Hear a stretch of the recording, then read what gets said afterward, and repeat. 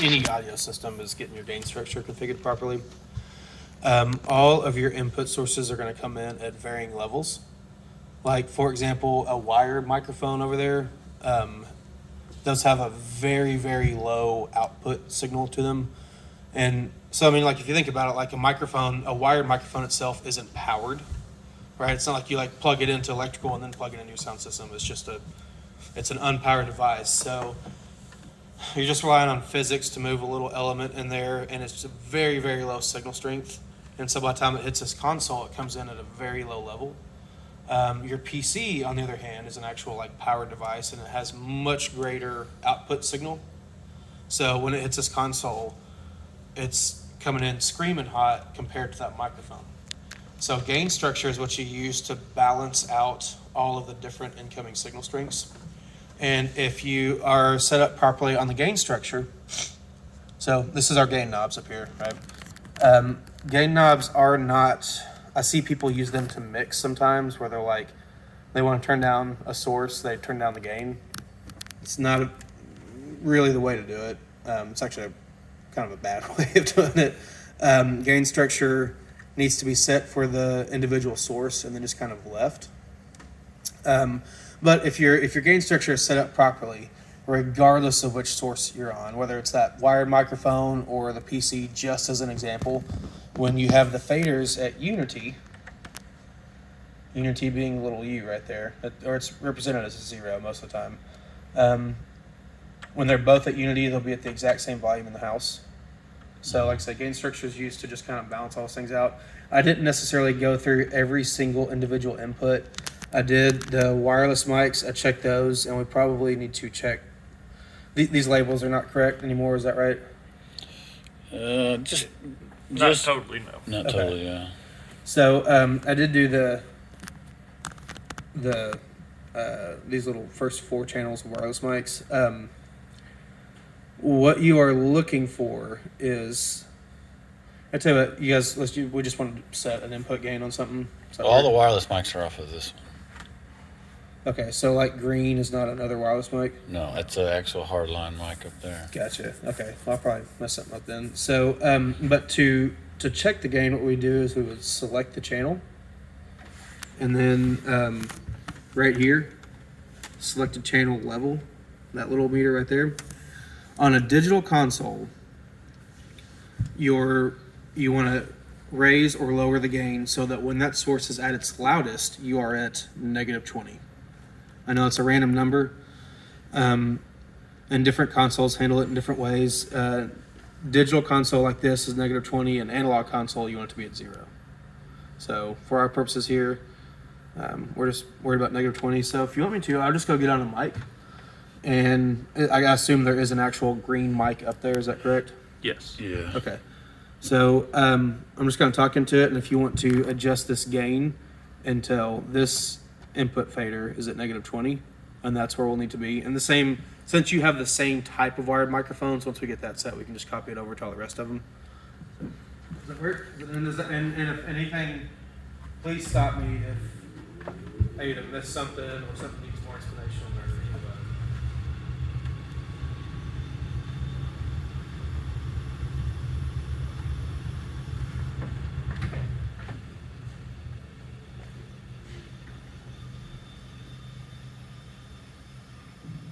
Check. Microphone test, check 1, 2. That sounds like it's probably already fairly close, but like I said, I'm just going to keep talking, and you want to watch that meter until it hits kind of right around the -20 when I am, speaking kind of at my loudest. Right there. So, hey, microphone Should be test, check 1, 2.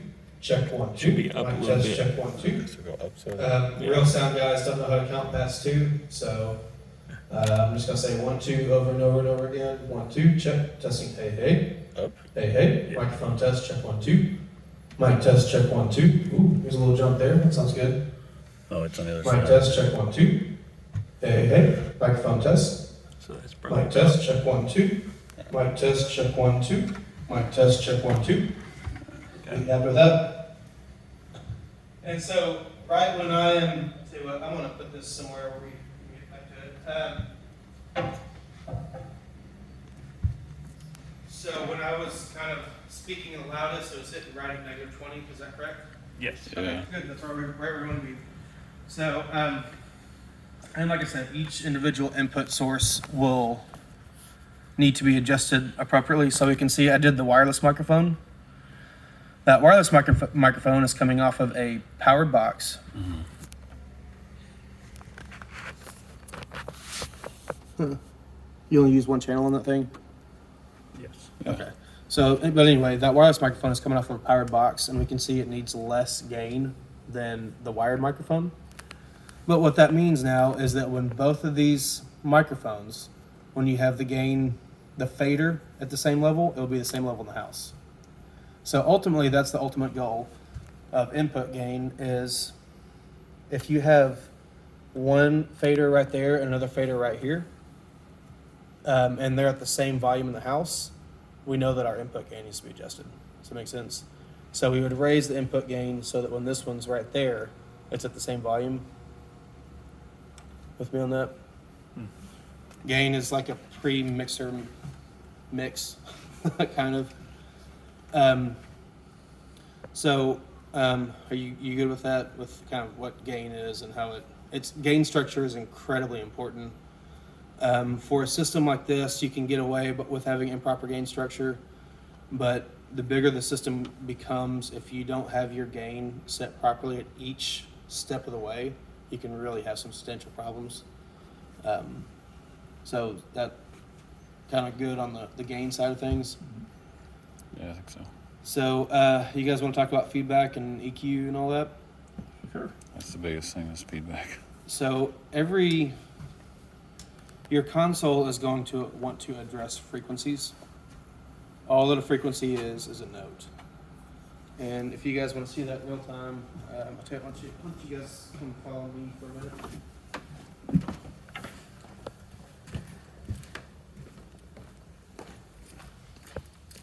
So the human ear hears.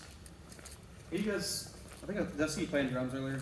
I was just trying to plug it back in since we were at a wedding. Are either of y'all like musical or play instruments or anything? No. Nope. Okay. So frequency is, at the end of the day, just a note. It's a measure of how many waves per second are in that audio signal. The human ear hears everything from about 40 up through 20,000. The older you get, the less of a frequency spectrum you can hear, but we're addressing everything from 40 to 20,000. So I tell you what. Here, Ted, I'm gonna hand you guys my phone. You can see on here, so this is, down here is about 10 hertz. That's way too low for the human ear to actually hear. All the way up to 20,000 up here. I'm gonna play a note, and what you'll see is you'll see an individual spike on an individual frequency.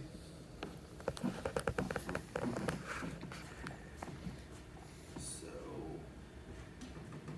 B, C, D, E, F. That should be about 440.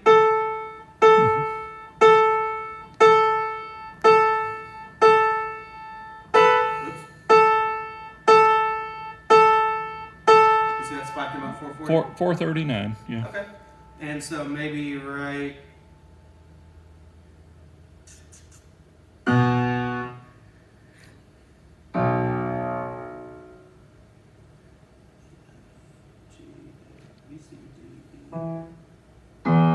that's maybe about 80 or so.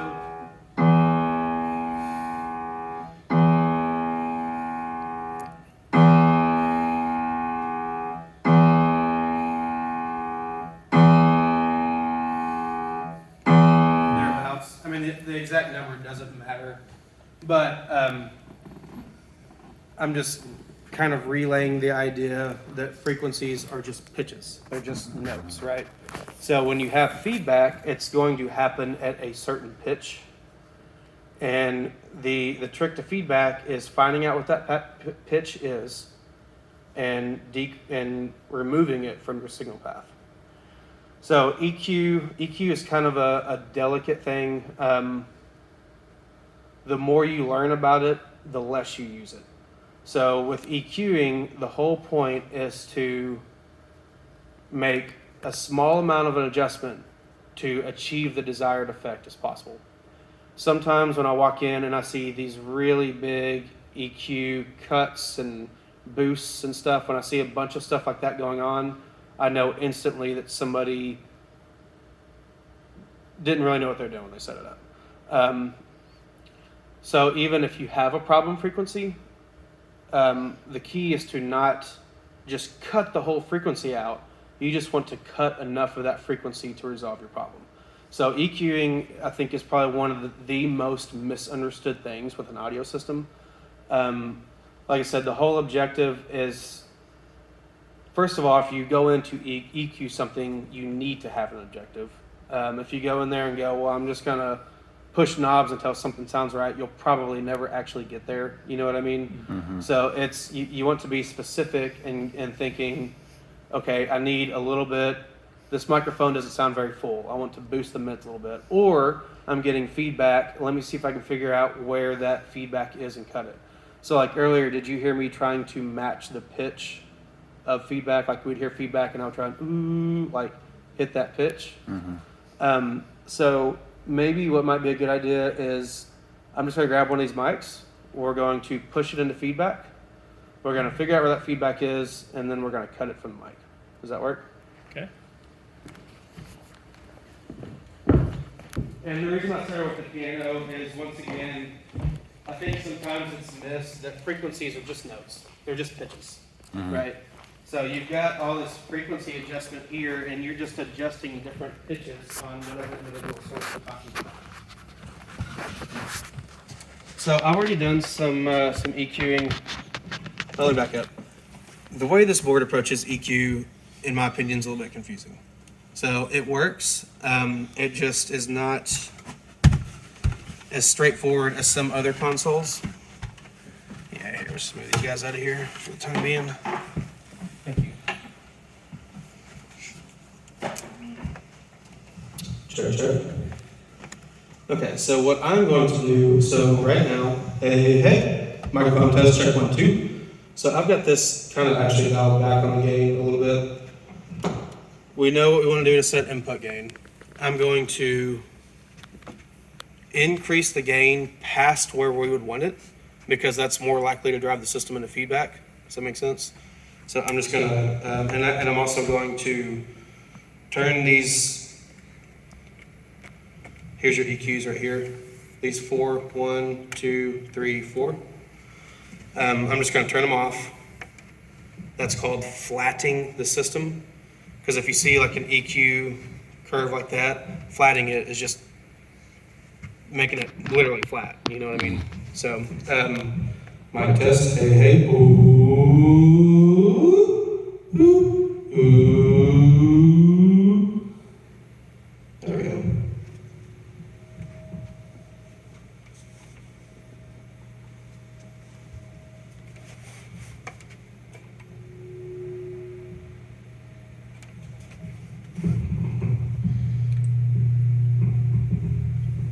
So we've got a few different.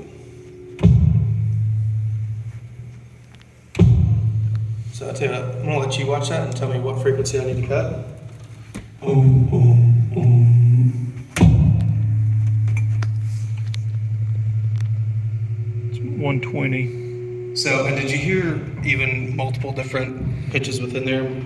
So let's attack that high one first, since it's a little more prominent.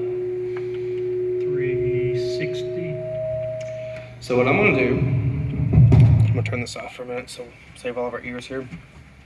So over here, I've got my lower band of frequencies, my low mid band of frequencies, my high mids, and my high.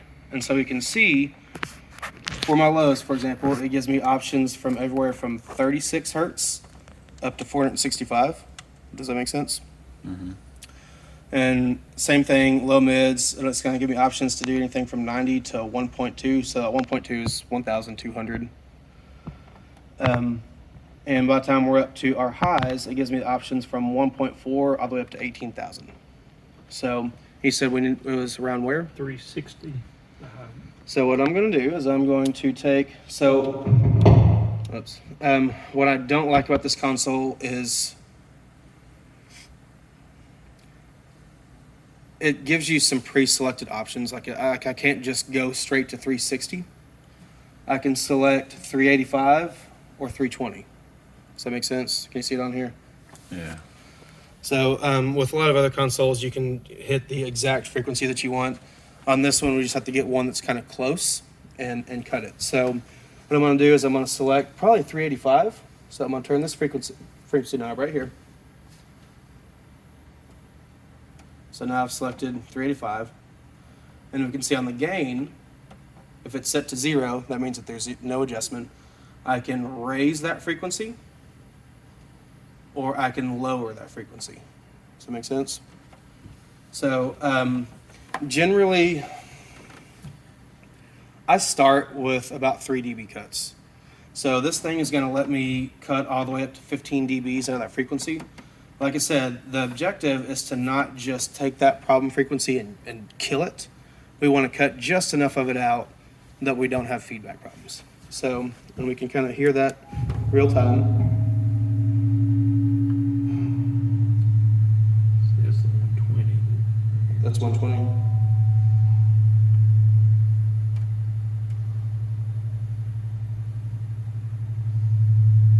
Yep. So I'm gonna boost it there, just so we can hear it. So now I'm gonna take it. Did you catch that? So we've still definitely got something high going on there.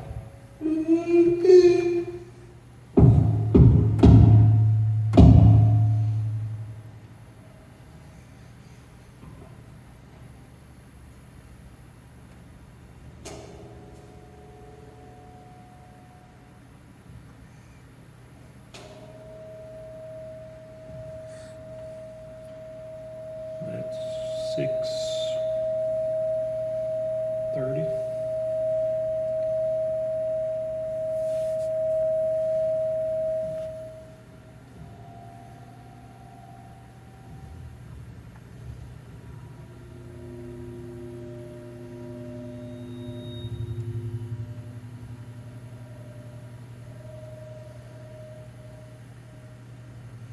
Do that. So we're pushing this microphone way too hard. Like we're gonna have feedback left and right because I'll just have it turned up so loud. And I don't know if how perceptible that was, but whenever I cut that 630 and I took it and I removed about 6 dB of signal from that specific frequency, it cut out that feedback. And that's on that channel, That is on that channel. So you definitely don't want to EQ the whole board. the whole, yeah. So if we're EQing, if I have the main selected and I'm EQing right here, there is a benefit to EQing your main output, but in this instance, this microphone is getting feedback on those frequencies. So we want to, long story short, I would not ever adjust your main output frequency. Just adjust the EQ to the source. So I'm going to put that back, and I'm going to copy it back the way that I had it. There we go.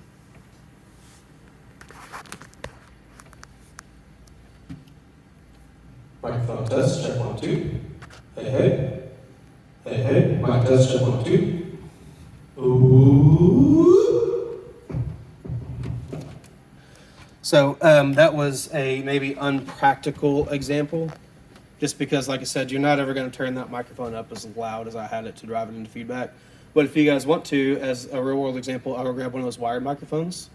We'll push it up high enough to get feedback, and I'll let y'all adjust it. Does that work? Okay. So I'm going to, do me a favor. I'm going to try and push this into feedback delicately without like slaughtering everybody's eardrums. So when I get up there, I'm going to get on that green mic. I want you to just kind of slowly raise that channel.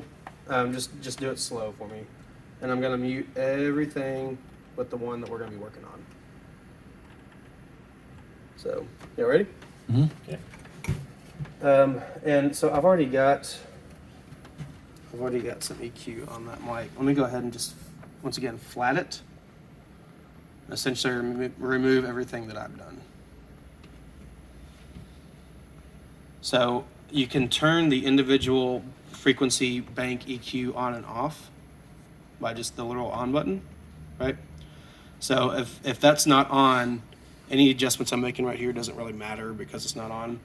So you can adjust individual ones. And then I can tell by looking at it, so even with them all on, I have my gain on each one set to 0, right?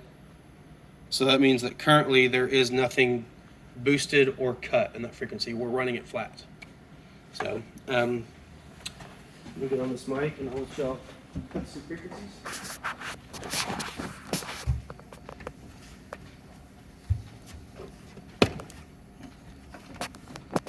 I'm gonna do the adjustments. Check, check. Ooh, ooh, hey, hey, hey, hey. Mike, oh, there we go. Just keep going. Push it up a little bit more, a little more, a little more. Hey, hey, ooh, ooh, ooh, ooh, ooh. Ooh, ooh, ooh, ooh. You can give it a little more. There it is.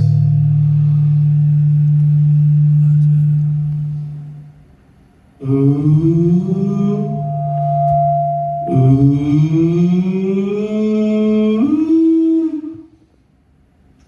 Mic test. Come on.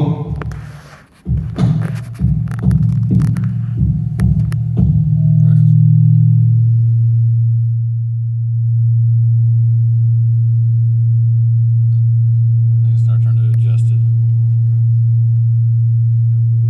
Does my phone still have that thing pulled It, open? it's locked. So that. I muted you. Okay, thank you. That's just a frequency standard, by the way. There's tons of them that you can download for free. If you just kind of touch the screen every so often, it'll keep it from locking on you.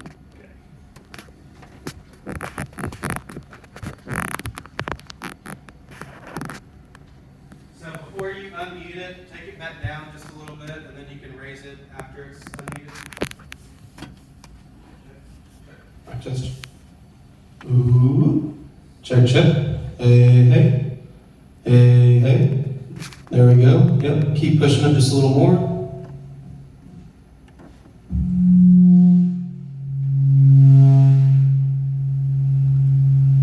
135.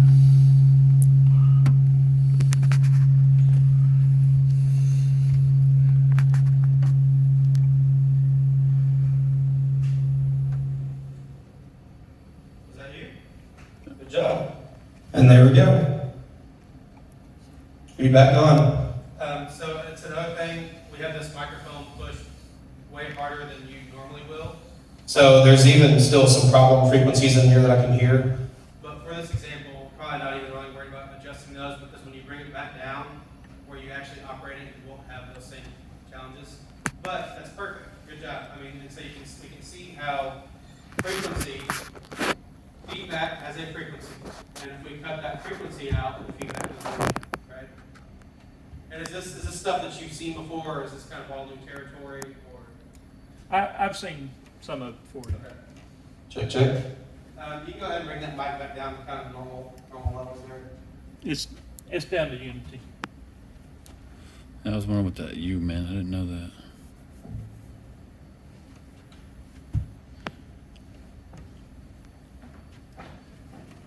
One for local mics.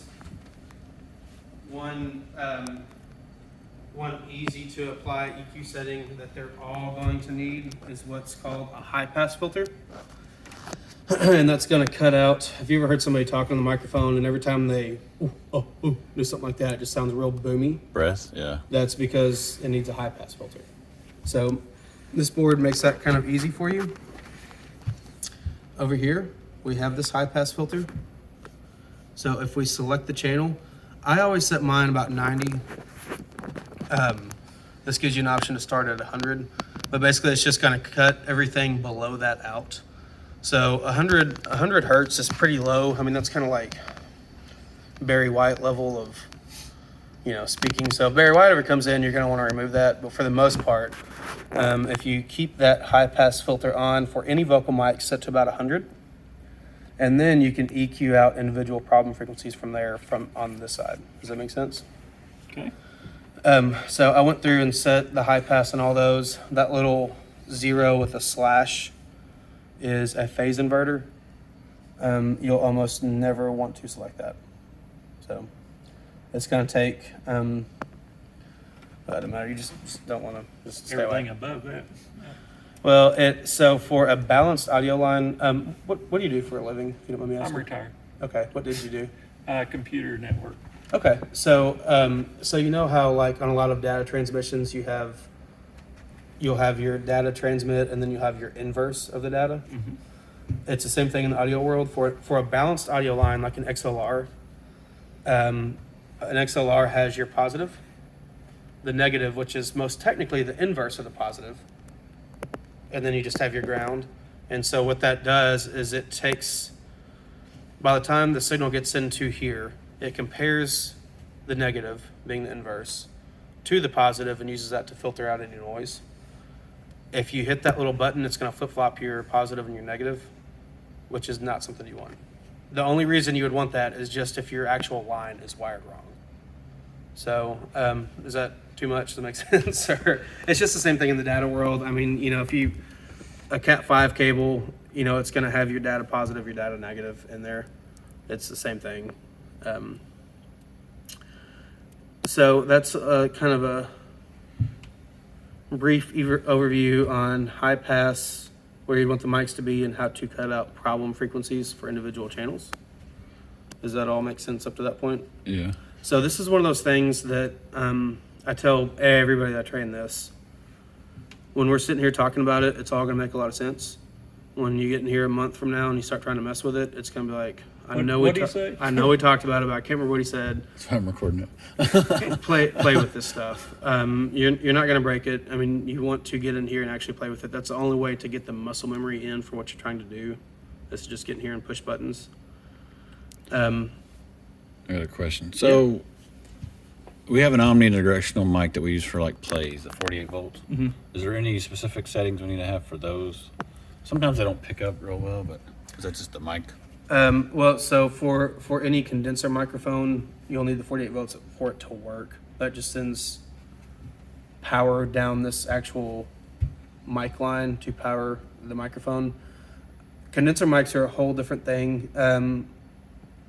Is it just not sound good, or? Well, some people are just quiet, but I try to tweak it, but to make it where everybody can be heard without being feedback. Because I start turning it up and I get a lot of feedback. Choir stuff. Yeah, because we'll sit it on like a coffee table up there, and they'll like all talk around the couch or whatever, but not everybody sounds good, and I have to keep it really turned down low. What type of mic is it? It's right there. It's in the here, I think.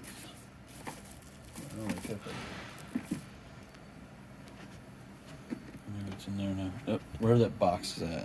It's in the box still.